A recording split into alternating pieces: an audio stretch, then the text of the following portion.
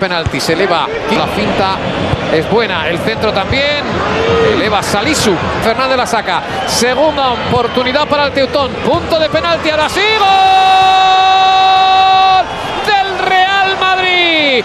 Nacho acaba de marcar para el Real Madrid de cabeza, un cabezazo cruzado preciso, precioso centro, segundo intento de Toni Kroos, se abre el marcador para el Real Madrid, 77 de encuentro. Nacho acaba de adelantar al Real Madrid. Es que